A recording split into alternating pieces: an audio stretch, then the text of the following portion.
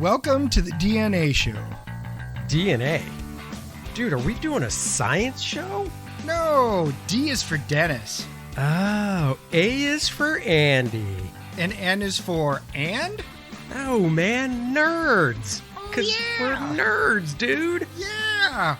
Well, good. Then we can talk about comics and movies and pop culture and sports. Sports. Sports and nerds. Yeah, we're going to make that work. All right, let's roll. Hi-ho, welcome back to the Dennis and Andy Show. I am Andy. And this is Dennis. Welcome back for another week. First up, shameless plug. Shameless plug. Whoop, whoop. That's right. I have a Kickstarter going for my creator-owned book, First Man. What is First Man? Quick recap. Issue 1, and the one and only issue, I should say, came out in 1997 through Image Comics. It's said to be continued, but due to lack of funds, it never was, until now. Whoa, we're getting our ending. That's right, we're finally getting an ending to the story. I have remastered and recolored all the original first issue that came out back in the day. I'm adding 24 to 25 new pages of art to finish the story to make a big, fat, blockbuster 50-plus page comic book that'll tie it up and just wrap it up in a nice bow. So I would appreciate anybody that's a fan of my work and likes fun, good, action superhero comics. Go to Kickstarter, go to the search bar, type in Andy Smith, or type in First Man. You'll find it. Lend me your support. I will love you forever. And Dennis knows how important that is. It is indeed important. He hugs his pillow at night, thinking to himself, Andy loves me forever. Oh, I was thinking, First Man, when is that coming out? Oh, well, that's what he was thinking up until a month ago. And then I launched the Kickstarter, and he was like, next, Andy loves me forever. There you go. Hugs his pillow. And I already ordered mine, so whoop, that's whoop, right. Whoop. Dennis is on board. You know, the new tagline that I put in all my social posts is, become a friend of First Man. Become a friend of First Man. I like that. It's simple, it's easy, it's fun and exciting. You, too, can be a friend of First Man. That is true. There you go. That is true. Well, you know what? After the shameless plug, okay, guess what this is? It's the sound of the Cowboys winning a game. Yes, they did. They triumphantly beat the Giants. No, Yeah, I made that was a sound. thriller. That was a thriller. That was a thriller in Cowboy. It was Cowboy Land, I believe. Yeah. Yep. A thriller. I watched the game too. A thriller in Cowboy Land, 37-34. Good Lord, why should it even be that close? Is just ridiculous. The big news out of the game, and I saw it and I winced hard. I feel so bad for Dak Prescott because if you don't know, he went down, he broke his ankle, and it was pretty gruesome. Just seeing how the foot should not move. Yeah, one of my buddies took a picture and sent it from the screen right away. He goes, "Did you see it?" And I'm like, "Not yet. What's up?" And he goes, "Isn't that your starting quarterback?" I'm like, "Oh, yeah. What? Yeah, my season's gone anyway." Yeah. So, like your season, Dak's season is unfortunately over. I hope. I haven't really heard it. I mean, I know he had a successful surgery and stuff. Other players, in fact, Alex Smith came back to the Redskins this week after a year and a half basically being away because in November, I think, of 2018, he had a compound fracture in his thigh and nobody thought he'd probably come back, and he came back.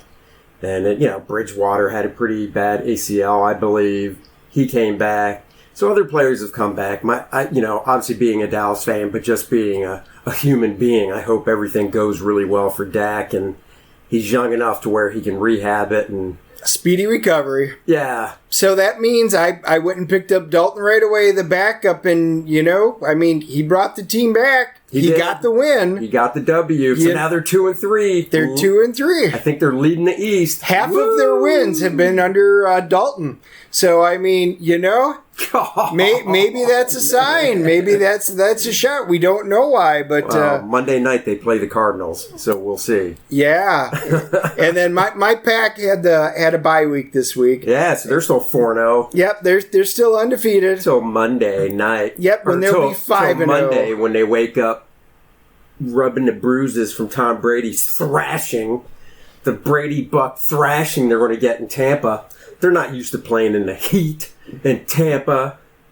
Yeah. I thought you meant they were going to wake up from the bruises from all the celebrating they did for being 5-0. No way. Yeah. Well, we'll see. Particularly if my fantasy team loses this week. I mean, every week that I lose in fantasy, my Packers have not lost a game that week. What's your projection for this week? Oh, my projection. Let's see, my matchup. I'm never projected well. I mean, we know you dropped down to 10th place out of 10. Yeah, oh, yeah. I'm playing Scott. I'm projected to lose 98-107. Good Lord, man. But projections don't mean anything. I've been projected to win several of these weeks. Yeah, and they've all underperformed as usual. I believe you're 0-5. You are the worst, right? There's oh, yeah. No, I'm in dead last. Dead last place this year. I mean, it's just sad. Now, I've scored more points than several of the other teams, but I keep losing by 1 to 5 points, except for the 1 week. So yeah, pretty rough. And then my wife, on the other hand, Susie's still 5-0, undefeated. As it says here on our fantasy thing, her team name is Sushi's Awesome O's. Sushi's Awesome O's climb into first place in a 120-95 rout against me. Thanks, Yahoo. I love the way you wrote that, because I didn't make that up. That's them writing the headline, and then the tag after is Sushi's Awesome O's climbed into first place in the Dirty Sock Funtime League with a dominant win over the Dirty Boys, cruising to a 120-95 victory. Whatever. She is in first place and floating from ear to ear. Does she even do anything with her lineup? Does she do anything? Yes. She does. She actually She actually looks at her lineup. She doesn't do as much as my sister-in-law, who has a cheat sheet between her 2 leagues. No way. She breaks them down into thirds, and she sits there and they watch. They get red zone, so they're watching it all the time. So she's she's diehard. Where's she falling into our ranking here? Because I dropped from 3. I was number 3 last week. She's 5th. Elisa's in 5th place. All right. Well, I'm better than hers. I'm 6. Yeah, because I dropped from 3 to 6. So, pretty, not too thrilled. Yeah. Yeah. So, what can we say? I mean, it's still fun. I will still lose every single game if the Packers win every game, win the Super Bowl. I'm very content with that. Yeah, I bet you are. Yeah. I bet you are. Well, this week, like I said, Dallas plays the Cardinals, so I don't know. Cardinals are 3-2 or whatever, so we'll see what happens with that. It's Monday night. The funny thing is I have a podcast thing I'm doing for another show at 9 o'clock Monday night for a while, so I wouldn't even be watching a lot of it. Yeah, so and then I think we're going to be watching the game on this Sunday. That's right. You're coming over here. Well. Yep. I'll have the box of tissues out for you for when Brady takes out your boys and when Aaron Rodgers gets sacked and eats grass. And eats a little Tampa grass. When this happens, and if that doesn't happen, I'm going to go whoop whoop, and I'm going to be dancing in front of Courtney. Oh man, you're. You better sign a waiver that says if she hurts you. If she physically hurts you, it's not my fault, and you can't sue me. She started the trash talking last week already. I'm just saying, for 17 and being 5'2" and slight, she's got a punch. That's all I'm saying. That's where those bruises come from on you. She's got little fists of fury, so just beware if you're going to pull it. Well, we ran to the comic book store as usual, and it's time for our segment of What Did We Buy This Week? What did the boys buy? What did the boys buy? Because we know, after every episode, you are on the edge of your seat till the following going, I just don't know what comics to buy until they tell me what they bought. So, and the problem is there's a few days delay, so they should still have copies of everything left by the time you hear this on Sunday. Yeah, we're not, if something super hot came out that would sell out, we'd let you know, but I can't think of anything. Yeah. I mean, I'm looking at my little stack compared to Dennis's big haul, and I've got 3 comics sitting here, and Dennis has 1, 2, 3, 4, 5, a lot. 7, 8, 9, yeah, like 12 or so. So I guess I'll run down my baby stack first. And I actually should have had 4, but I took the 4 in my hand, and before I went to the register, something else caught my eye.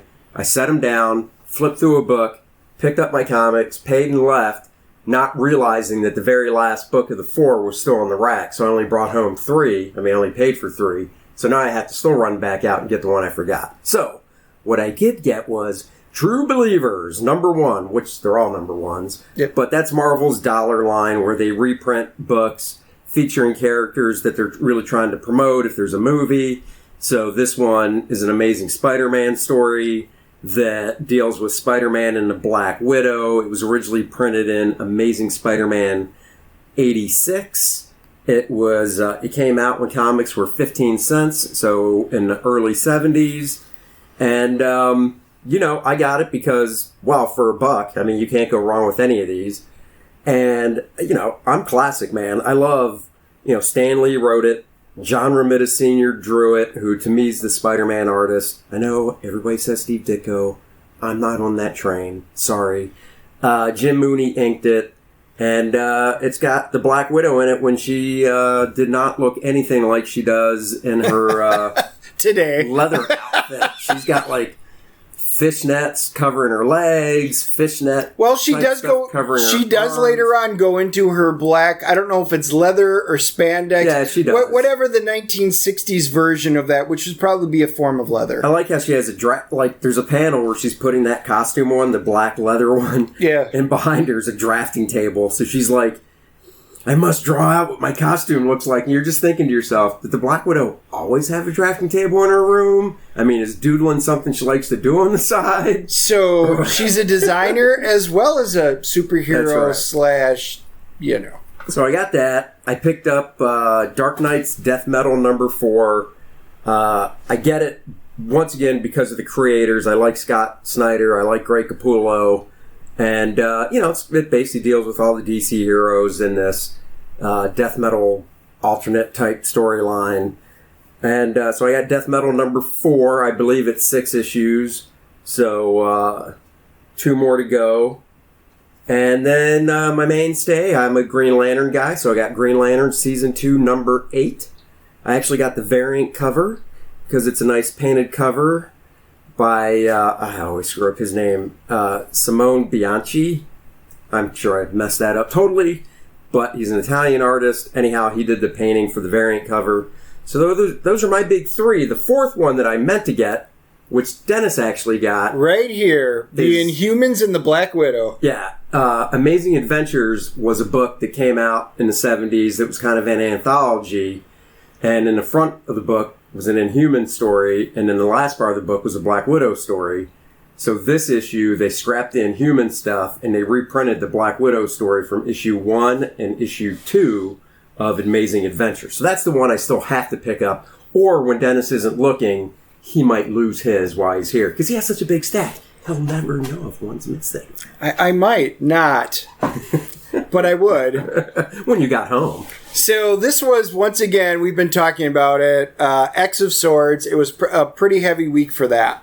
So 3 titles came out that were the next 3 that rolled up into the storyline. So I got caught up. I've read them all now. So the 5th part was from Cable. That was the 8th part. They got Hellions and New Mutants. So those were the 3 books that continued the story. So parts 1 through 8 are now officially out. Wow. And I did get caught up with it. Give us now, full disclosure, we talked about it before. We reviewed the introduction one shot. Which was, the intro was great. The intro, which I thought was fantastic. But, like I said, it's 22 comics. I'm going to wait for the hardcover, so I bailed. But Dennis is not bailed because he's a huge X-Men fan, so he would have bought these books regardless. So, what's your take? I'm going to say it's all right. It definitely came way down from that opening issue. Again, it's world building, and I can tell the way that they're doing it. Hickman's behind the entire story run, right? And his world building continues. I do enjoy that. The premise of it is, and I'm not going to give out any spoilers because we're way too early into it. But, we did talk a little about Saturnine and, Otherworld, and basically it's Krakoa versus Akaro. The two islands, they're gathering 10 champions each with swords, so they have to each go out and get their swords. 90s was big guns. Correct, and now it's swords. 2020 is swords. Exactly. So you got X-Men getting swords, and they have to battle the 10 champions from the other island. And, the three of the books are so far, now that we know what they have to do, each of the heroes has to go find their sword. So each book is basically their mini quest in order to get the swords. So I've got a feeling the first 11 issues, which are the first half that they put into the back of the books for the checklist, is the intro, and then there's the 10 books of everybody going to get their swords. It's got a bio about the sword. Like, for example, one of the swords is actually going to be, Doug Ramsey and Warlock. Warlock's actually the sword. Doug Ramsey will be wielding it. And it kind of gives a bio, of the techno-organic sword. Cable's got his sword. Wolverine went and picked up, the sword, the Metsura sword, which cuts through adamantium. Right. So it was, which is from his past. They were okay. I mean, I don't know if each one actually needed an entire book to go get it. The stories weren't bad. They were okay. So I've got a feeling these first 11 are going to be, we're going to get the swords, and then the next 11 are going to be, here's the battle for each, 1 versus 1, 2 versus 2. So it's going to be kind of like, Contest of Champions or, Secret Wars or, any of those other ones, or the old Marvel and DC crossovers and stuff. That's kind of the feeling that, that I'm getting. And then they'll wrap it up with the 22nd one to find out the results of the winner and then what happens with the island and stuff like that. That would be my guess.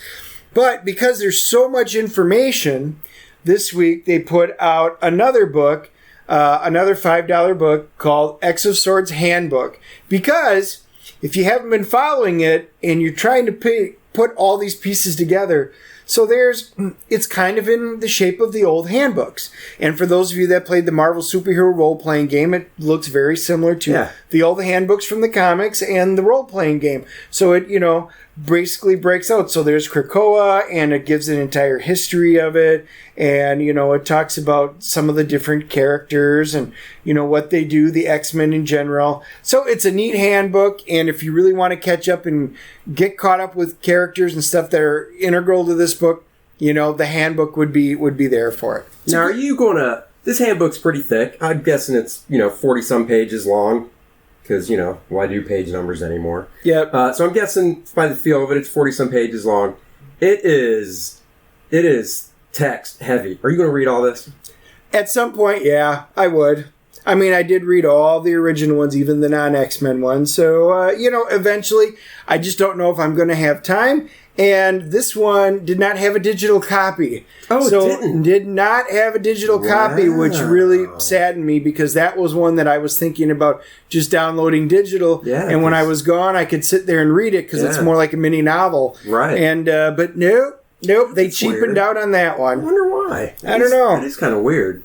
So then I picked up Star Wars Darth Vader. Because, that's been, the Darth Vader series on all the Star Wars have been good. So I've just continued to pick it up. I've been enjoying it.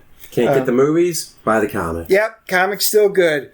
Real excitement was Avengers number 37 came out, The Age of Khonshu, which is the Moon Knight story. So Moon Knight and his god Khonshu, they're trying to save the world in their entire mind. So it's been a 4-issue, little self-contained series here.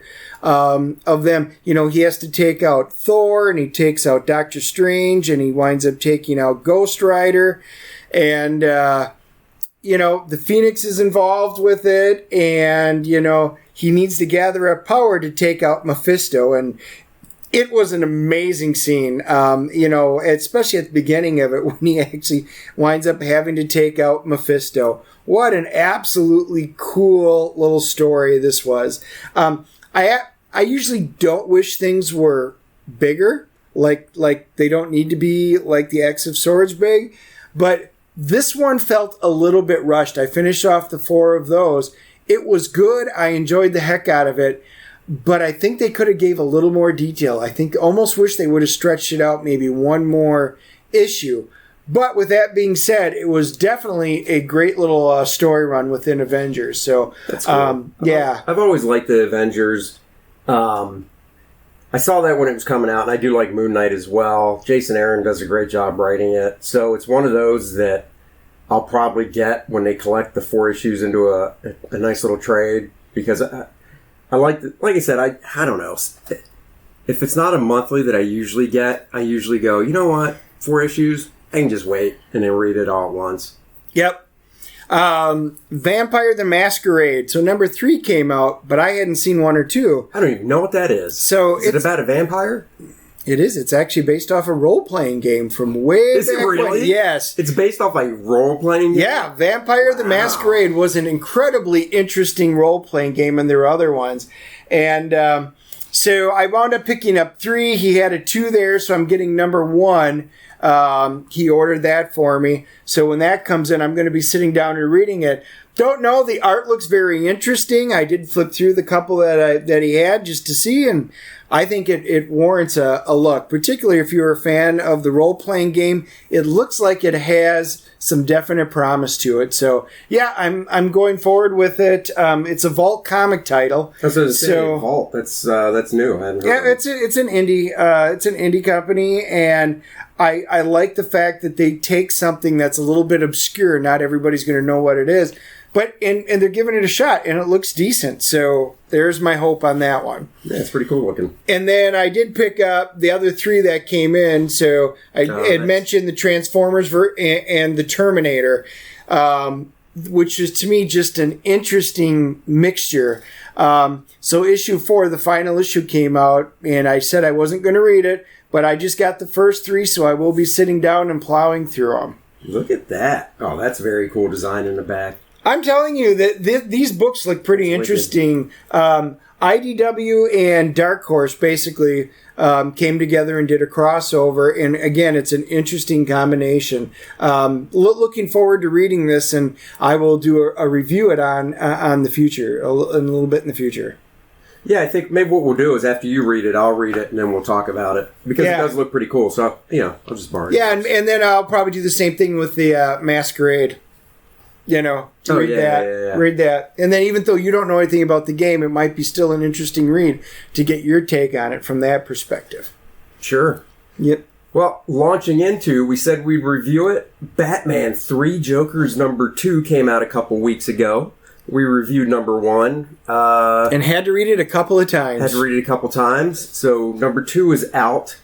Number 1 will have spoilers because it has been a month and a half, so sorry.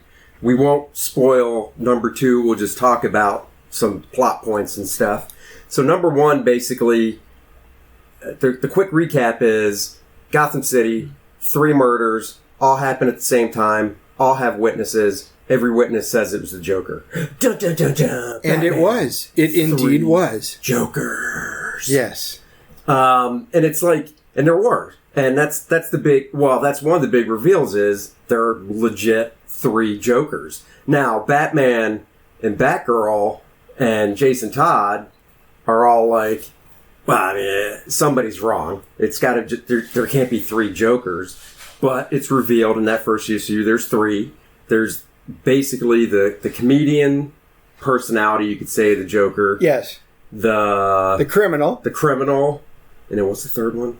I'm forgetting. I don't want to say 3. No, the clown. The clown. Yeah, it was the clown. And one of them. Well, the end of the first issue, like I said, there's going to be spoilers.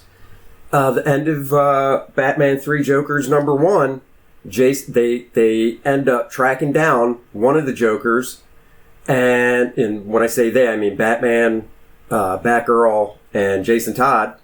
The Red Hood end up tracking down one of the three Jokers, and Batman takes off out of there. So it's just Batgirl and Red Hood with the Joker, who's tied up to a chair, and the Red Hood's just like, screw it, shoots him, caps him right in the head. Yep. Kills him. Yep. Dead as a doornail. He's the clown, but what we did, and we touched on it in one of the in our last review.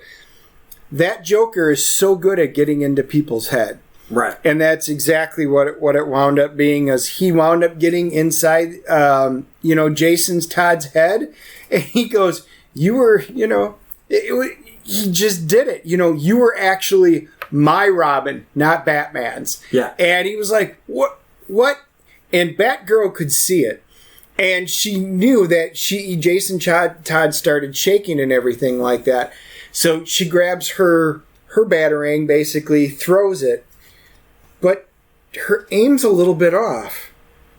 And it wounds up missing. Yeah. And she shoots him and kills him. Yeah, the Red Hood shoots him and kills him. And, they have Batgirl and the Red Hood, Jason Todd, have a few words after, but I mean, Jason just lays it out and goes, "Look, you could have hit me." Well, but she was like, "You never miss. How could you do that? Why would you do that?" And he's like, "Look, when have you ever missed Barbara? Right.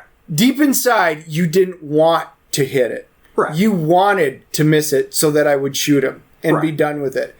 And I mean, she's an emotional wreck after that. Yeah.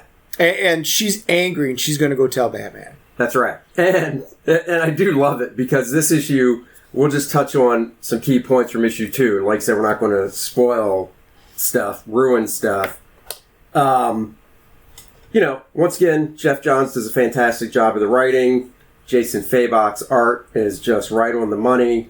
He's hitting on all cylinders. But basically, she does. She goes, there's another crime scene. There's another murder.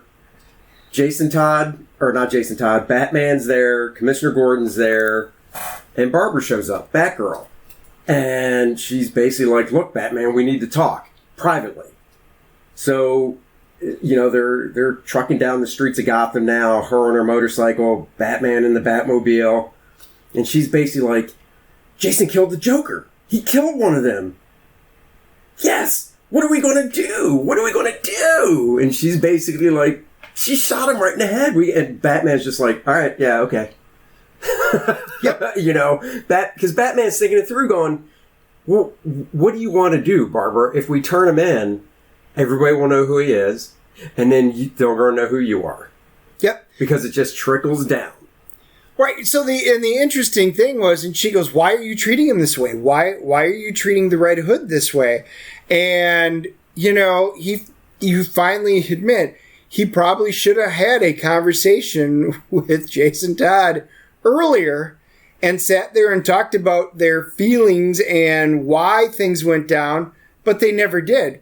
And Jason is kind of gone off the deep end again. Right. Jeff Johns writes the Red Hood the best that any of the writers have, and there's so much emotion and bundles built up into him. It's just a great exchange, and Batgirl can't believe it. I mean, she's just utterly floored that Batman is so casual about him killing it, but Batman knows. And I also think, he's definitely a little casual about it, but I think Batman's point too is, look, there were 3 Jokers. We need to get to the bottom of this and find out how in the world are there 3 of these guys running around.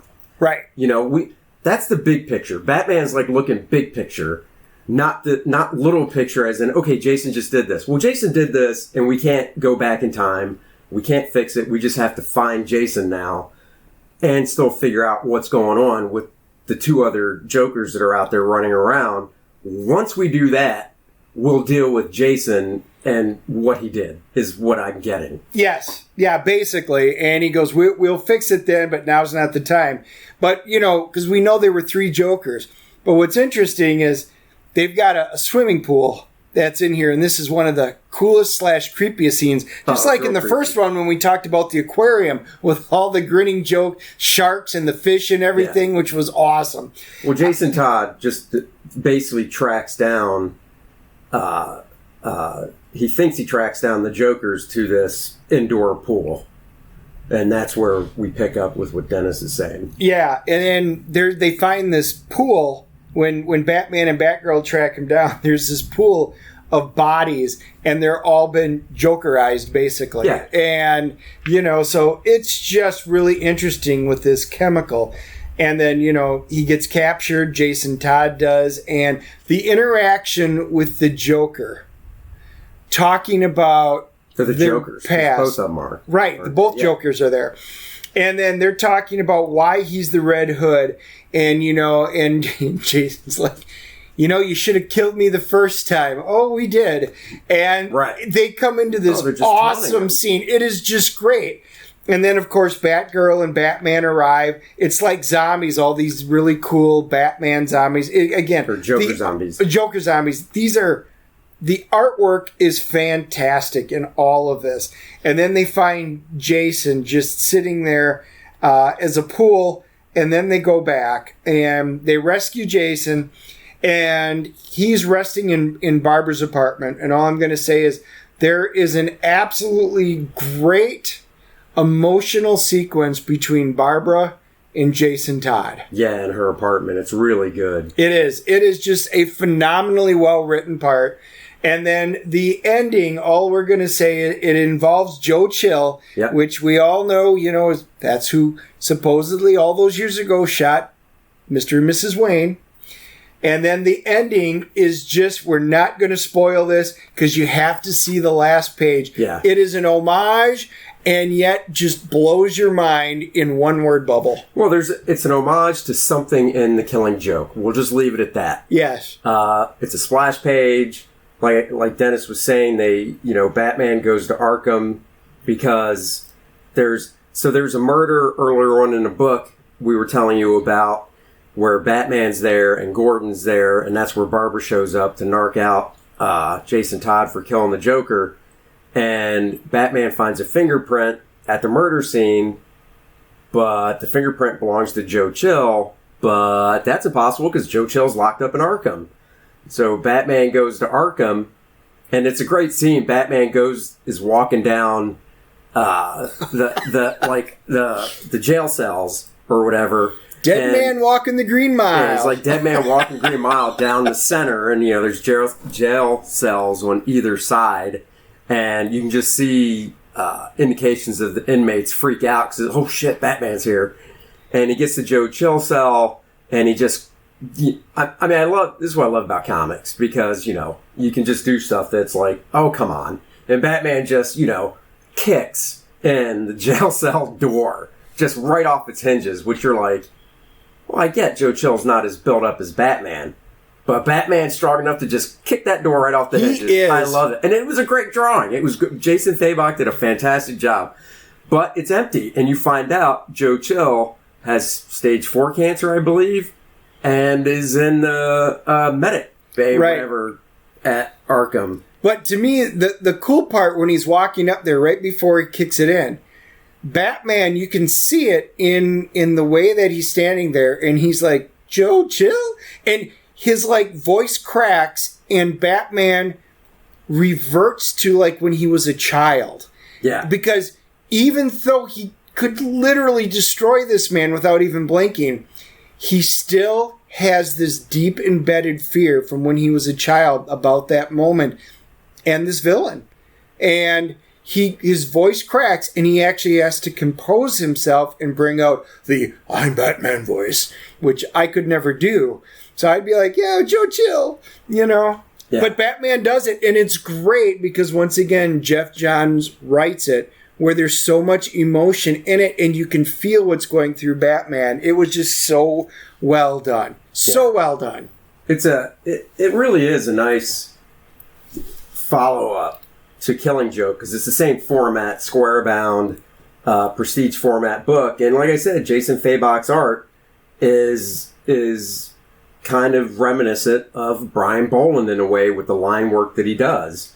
I mean, they're different artists for sure, but Jason does nice lighting and line work like Boland does, and he's going for that same type of storytelling. So with his panel layout, so I can't wait for book 3, and it is only is it 3? How many is this thing anyhow? It's 3. No, it's just 3. I can't believe it wraps up in one issue. I know. It seems like there's a lot to wrap up. I was being serious. We were talking about this right before we started recording because I was like, if the regular Batman titles could be written half as well, I mean, if even close to as well as this, I would be a continuous subscriber of it because this is just incredibly well done. So speaking of which, we do need to kind of give it our grade. Oh, yeah, from that's right. 1 to 10. Andy, I'll let you go first. Man, I should have wrote down what we did for the first one. We'll have to go back and listen to them because I don't remember. But it's striking, man. It's got to be like a 9.3. See, and I went 9.6. It is a near mint all the way around for me. I was a little worried that I was going to be let down like I kind of was with the X of Swords, how it kind of dropped off. This one didn't at all. Matter of fact, I am just dying to read the third and final episode, book. So, another thing, Dennis, I might have to hit you up for a loan. And this is why. What are you buying? The Punisher's first appearance, original cover art, is going up for auction in November. Oh. And it's the cover from Spider-Man 129, that famous cover where the Punisher is on the left-hand side, standing full figure with a gun, and on the right-hand side is what he sees through the scope, and it's Spider-Man falling backwards and stuff. Famous cover by Gil Kane. So it's going up for sale. TMZ reports the cover art, which for decades was only rumored to exist after artist Gil Kane, who Gil Kane, by the way, is just one of my favorite comic book artists, passed away about 20 years ago, sold it to a private collector. Well, it's hitting the auction block from November 23rd to December 14th. Ooh. Comic Connect is making the piece available for auction, and valuing it at, I think you can hit me up with a little loan here, $2 million. Huh. $2 million. Well, I got $5 here. So That's a start. That's a start. What if we just bid on it? I mean, we should just bid on Well, it. I was just going to ask you, does it give what the opening bid is? No. We should. No, it doesn't because it's not started yet. But I'm definitely going to keep my eye out because I want to see where it goes. And just to give example of past pieces that have sold for a lot, the original cover art for Incredible Hulk issue 181, which spotlights Wolverine on the cover in his first appearance, was valued at $2 million when rumors of its existence were floated. Now that one's never been, put up or anything. Don't know where it's at, but that's the value on that one. I actually think that would probably go higher. If the Punisher one goes for $2 million, if it ends up going for that, whoever has that Hulk 181, I think it would go higher. Yeah, this iconic piece of art. And I mean, just to have the original, this is going to be cool. This is going to be fun to follow. So everybody who's listening, break open your piggy banks. Well, the original cover art for Amazing Spider-Man number 328 sold for $690,000. Oh, wow. Didn't realize it went even near that high. Yeah. So there, and then there was a cover to my favorite issue of Green Lantern, Green Arrow, number 76 by Neil Adams. It was his first issue on the book as the artist back in 1970. That cover a couple years ago, I believe, I'm trying to remember because it has been a couple years, I believe it sold for about $280,000, $275,000. Nice. So, yeah, man. So, you just wait, man. I got that Quasar number 50 cover art I did. You do? 20 years ago.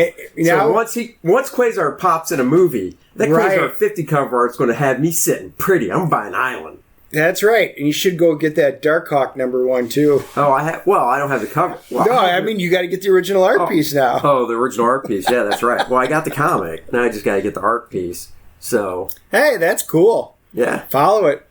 Well, we decided, guess what opened up?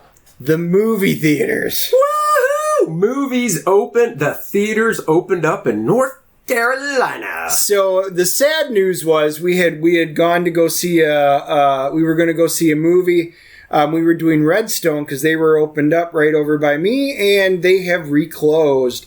Not because of COVID, but people weren't going to the theaters. That's right. So we were very saddened that everything was basically closed, but AMC has opened up. And Andy hadn't seen Unhinged yet. And I was like, well, it's time. I'll go see that movie again. So we went and saw it. Yeah, I mean, I love Russell Crowe. I mean, who doesn't? That dude is a phenomenal actor. You know, Gladiator to that real, oh man, I'm blank. Why am I? Oh, Dangerous Mind, right? The mathematician? Yeah. Is that what it was called? Yeah. So, I mean, the dude has a phenomenal resume. And, you know, from the trailer of this movie, it just looks like road rage gone bad. Now, this will be, we are going to spoil some stuff in the movie. I think we have to. You almost kind of have to on this. So if you haven't seen it, you know. If you haven't seen it, this might make you want to see. Like, I'll tell you, I'll put it this way. If you told me some of the stuff we're going to talk about, I would have been like, oh, yeah, I definitely want to see Well, it. here's what really happened. So one of my other friends and I, we went and we had invited Andy, and Andy goes, I don't know. Well, we were sitting there, and then Chris and I were talking about it afterward. I'm like, wow. He goes, dude, think Andy would have liked to have seen it? I'm like, yeah, I kind of think so. So, of course, kind of told Andy, here's what the story was about. He goes, what? Yeah, but he didn't go. You didn't go into any details. No, I just said it was really good. I mean, it was way better than we expected. Let's put it that way. So the one thing with Russell Crowe is he's definitely known for changing appearance. So he definitely tacked on some weight for this movie. He's a heavy set, middle-aged guy. I mean, playing whatever age he is, 50s, pushing 60. Yep. Middle-aged guy, beard, drives a nice big, you know, pickup truck. Not a small pickup, but a big manly one that's higher off the ground. It's got the big steel bars on the front of it and stuff. He's not messing around with that truck. Yep. And, you know, it starts off where basically he's sitting in front of a house, and I'm watching this, and you can tell he's sitting. It's raining out. It's at night. It's pouring. It's pouring. He's in this neighborhood, and he's just sitting there. He's just sitting there, and he gets out of his truck, and he goes up to the front door and just beats it in with a crowbar hammer or whatever, and kicks the door in, and the camera never moves from basically the truck. So you're just seeing all this from a long shot. She's got the crowbar in one hand and a gasoline can in the other hand. And people, what? Who's there? And they come running down the stairs, and he's like, whack. Yeah, he just whacks them, and next thing you know, the house is on fire, and he's walking out. And my first thought was, oh, is this going to be one of those movies that shows you the ending and then we see how we get to it? So I expected the next scene to go 48 hours earlier or 24 hours earlier or whatever, 12 hours earlier. Like the Memento movie. Yeah, you know, and then you find out everything that led... Because right there, you're like, this dude is definitely unhinged. They literally just did the title, this dude is off his rocker. So I expected it to show what got him to this point. Oh, no. It just cuts, and basically we are introduced to Rachel, who is the mom. She's played by Karen Pistorius, and she's sleeping on the couch. She wakes up. She's late for work. She's late for getting her kids like, Mom, I can't be late again. Got detention. Going to get detention. Oh, okay. I promise we'll make it on time. And oh, where are my keys? Where's this? You can tell in the first 2 minutes that she has nothing in her life together. She can tell she's in the middle of a divorce right now. She doesn't have her head tied on straight. She has a hard time with her job. And it becomes but she loves her son. Promise me, and I'll get you this, Butterfinger Blizzard after I get you to school. I'll pick you up this afternoon. So it starts off innocently enough, and she's driving, and they're late. She decides to take the freeway, even though the son's like, Mom, don't take the freeway. Right. Every time you do, bad things happen. Oh, it looks like it's open. She takes the freeway and immediately gets stopped. So he's like, yep, detention. There's no way around it. Thanks, Mom. Yep, thanks, Mom. And it's funny, too, because this kid looks like he's got to be like 10 or 11. He's definitely big enough to sit in the front seat, but he's sitting in the back. And right there, I'm just like, it's just for camera angles. Which is fine. But it was just so weird seeing a kid of that age sitting in the back. But anyhow, her car's kind of a junker. Maybe the door doesn't open. Yeah, the lights come on, so you actually see the lights. And he's like, Mom, they got a new car. When are we getting a new car? And she's like, well, we can afford it someday, Right. And she's got all kinds of problems. She starts up the car. There's no gas in it. The light's on. It's on E. And I'm like, oh, my God. And now you're going to drive on the freeway, get stuck. You're going to run out of gas. I'm thinking, oh, I already don't like you because you just got nothing together. You're just playing dumb. I mean, I was like, I was already angry with her, and I'm thinking this poor kid's getting in trouble. That was because the mother's being dumb. Before I see the movie, I was like, well, how was it, Dennis? And he's like, it was good. And he tells me a little bit, and he goes, I think she deserved it. And I'm like, now I kind of want to see it even more. And after the movie was over, I was like, all right, I don't really think she deserved it. Because the basic gist is, we'll spoil some stuff, not a lot. The basic gist is, she gets to a red light. Unfortunately, Mr. Russell Crowe Unhinged is at the red light in front. Turns green. He doesn't move. She lays on the horn. And she lays on the horn. 3 different times. Right. And then she finally drives around him. And then she gets stuck in traffic a few, not even miles up the road, and he pulls up next to her and puts his window down, and the kid puts his window down, even though the mom's like, don't do that. He still does. And Russell Crowe, he's basically like, look, you honked, you were a little aggressive with it, you should have just gave me the nice little, hey, tap, tap. Courtesy tap. Courtesy tap, that's right, courtesy tap. And he gives an example of a courtesy tap, which I'm thinking, now you just freaked the person out in front of you, dude. That's not cool. Because they were stuck in traffic. So that dude in front of Russell Crowe's like, what's with the courtesy tap? And he did say that during the movie. Oh, that poor guy in front. So he's like, look, you should have just gave me a courtesy tap. Why don't we reset? I'll apologize because I basically kind of just flaked out and sat there. So I'm sorry. Now you apologize to me, we'll just reset the day and go about our merry way. And I'm thinking to myself, I know why she doesn't, obviously, because there'd be no movie if she did. She turns around, and this is the issue this is where the whole movie kicks off. And she's like, no, I don't have anything to apologize for. I don't have anything to say to you. And she does it in this way that everybody says it's a Karen. It's a Karen maneuver. Right. And she doesn't wait. And the kid's like sitting there. His eyes are big. Just apologize. Mom, stop. Just say you're sorry. No, I have nothing to apologize for. And da-da-da-da-da.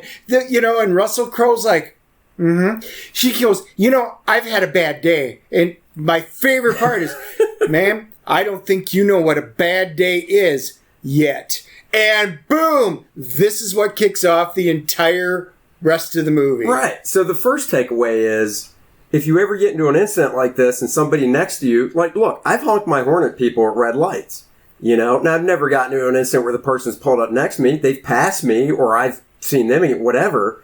But, look, if somebody pulled up next to me and it was like, look, you shouldn't have honked like that, apologize, it wouldn't matter. If it was somebody like Russell Crowe in a big-ass truck that could easily beat my ass, I'd apologize. If it was just some lady or somebody, you know what? I just apologize. If that's what she's looking for, yep, fine. I'll apologize. Whatever. It makes her day. She moves on. And but that's the big takeaway needed to be. The big takeaway is, you don't know, that person just could have killed his ex-wife and husband and torched their house. You don't know. So then, this is where the movie, I don't say goes off the rails in a bad way, but totally, you don't get any of this in a trailer. So this is a spoiler, but we won't go into details, so you can still see the movie and be surprised. But basically, Russell Crowe's like, you're now going to have a bad day, and he goes on a killing spree, and the killing spree just has to do with people she knows until he gets that apology he wants. So I think that's safe to say all that without detail, right, so you can still see the movie. So, and all you had to do was pause. Well, I'm sorry now. I mean, this movie, it goes on for hours, and each piece leads into another, and it keeps building and building. Well, why is this happening? Oh, because this happened. Oh, and it just keeps going up and escalating to the point where, yes, there's deaths and murders and, things are going to happen. And it just winds up being very well done in terms of you're never bored with this movie. No, well, here's the thing. When it ended, obviously there's no after credit scene, none of that garbage. When it ended, I looked at my watch. The movie started after the credits and everything. The movie started at 4:55. It ended at 6:19. So you do the math. That's not even an hour and a half. It's an hour and 25 minutes. It was a very concise, tight. It's not Tenet.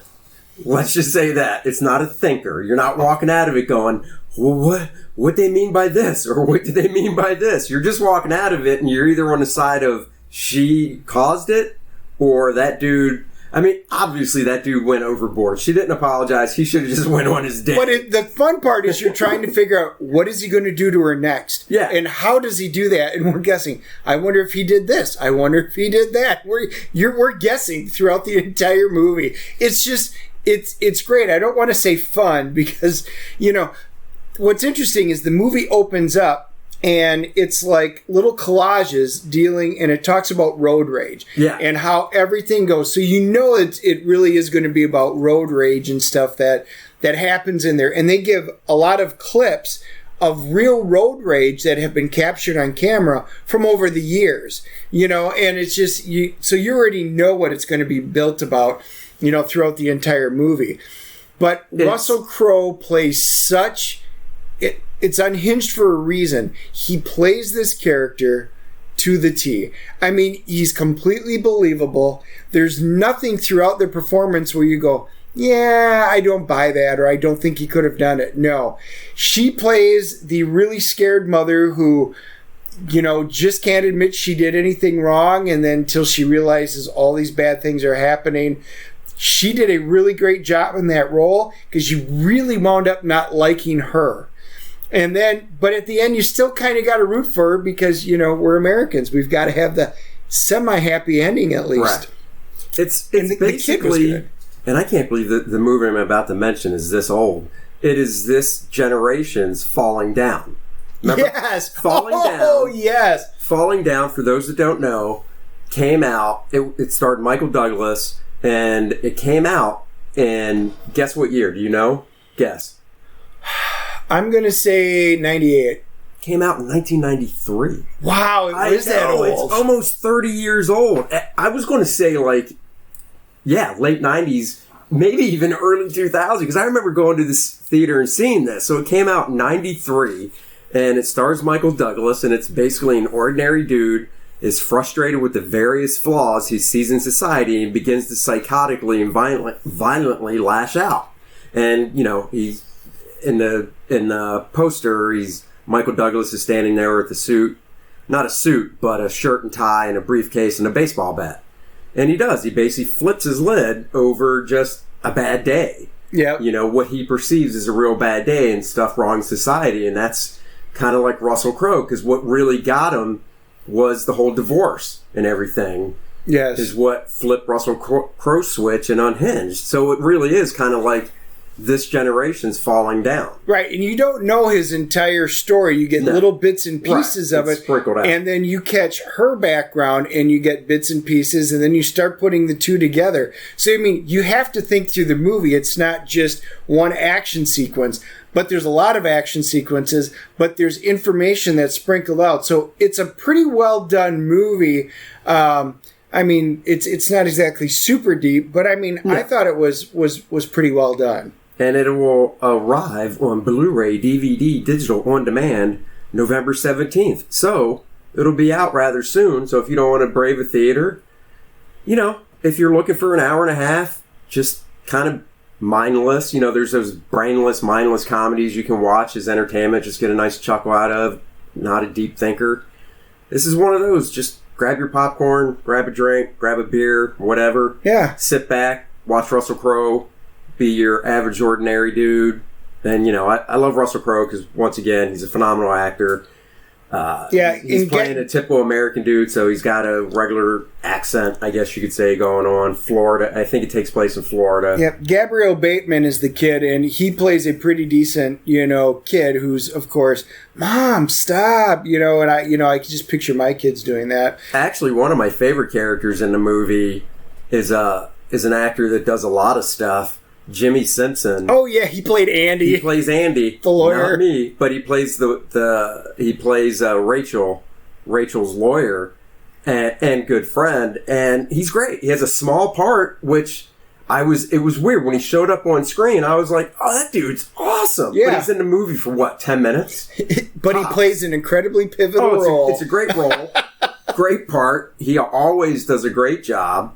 So yeah, he was really good in it. So I would say, let's give it our rankings. Andy, I think I'll take this one first. You go first. It was well-paced. It was enjoyable. It's not a deep thinker. The action scenes were good. The acting was good. It kept my attention. Sure. I'm going to give it an 8.0. I think it was better than I was expecting. I was expecting this to be in the 4 to 5 range, but after the first time I saw it, that's why I decided I'd go see it with you again, because I enjoyed that, and I was like, wow, was it really that much better than what I thought, or is it just because I hadn't been to the theater for a while? So the second time viewing it, yeah, it held up. So I enjoyed it. I'm giving it an 8.0. It's a solid watch, and I would recommend it. It's not for kids, so, No. Don't be bringing your kids in to watch it. I'm going to have to go 7.5, I think. I mean, it was good. I didn't think it was... I mean, I pretty much agree with you. I don't know. I go 7.5. Like I said, it's a tight hour and a half. It's entertaining. I think it's good for Russell Crowe's performance. Like I said, I also like movies like this, thrillers. My daughter was like, oh, what is it? I want to go see a movie. And I said, it's a thriller. She's like, oh, so it's a horror movie? I said, no, it's a thriller. Do you not know the difference yet? She goes, no, thrillers are horror movies. I'm like, well, they're not, but that's okay because you're not going. Well, it's funny. We had the same conversation with my daughter. She came home for the weekend, and then we found out when we were talking about like thrillers and stuff, and we're like, oh, and then we made a comment, and there was a spoof of it, from Sharon Stone's Basic Instinct. Oh, well, right. She goes, what's that? And we're like, well, there's a movie to watch. Well. So we watched Basic Instinct the first night, and Elizabeth really liked it. And then we're like, well, if you like that one, we have to follow it up with Fatal Attraction. Oh, so yeah. we watched that, the next one. And then we realized, wow, all of these type of genres, because they became very, very popular at its time. And then Susie goes, well, there's the third one we need to watch, which we didn't yet. We'll do it next time she comes home. But like Hand Rocks the Cradle. And oh, yeah. Rebecca De Mornay. Yes, right. Yeah. That's 80s, isn't it? Well, yeah. So, so you've got Sharon Stone, Glenn Close, and then Rebecca De Mornay. And they're all within like a few years of each other. And you could tell that it became so popular and, with the genres. But these were all thrillers. And, we were talking about it, and my daughter kind of liked them. So anyway, just on that thriller note, it's a good flashback for some of the younger kids, because they had no idea that good movies were put out back then. Oh, yeah, of course. So there you have it. That is a wrap for this week. We hope you enjoyed our reviews and our football talk and everything else. You can always find us on YouTube if you'd like to listen that way, or iTunes, iHeartRadio, SoundCloud. Or your Amazon devices. That's right. And leave a comment on our Facebook page, Dennis and Andy Show. Yep. And I think that's it, right? Yep. Well, I was just going to make a comment. If Go anybody... boys. If Go any, Cowboys? Yes. Yeah, All right, Dennis. Yeah, that's your comment. I was going to say, if you have any suggestions or anything you want us to review or anything, just leave us a note or email us, and we'll be good. So until next week, we'll see ya. Bye-bye. Bye-bye. Until next week, grab your 3D glasses. Get your favorite comic books, roll them up, and put them in your back pocket the way you should treat comics. Throw your pigskin up on the mantle. This is Dennis. This is Andy. Later, Later, friends. friends.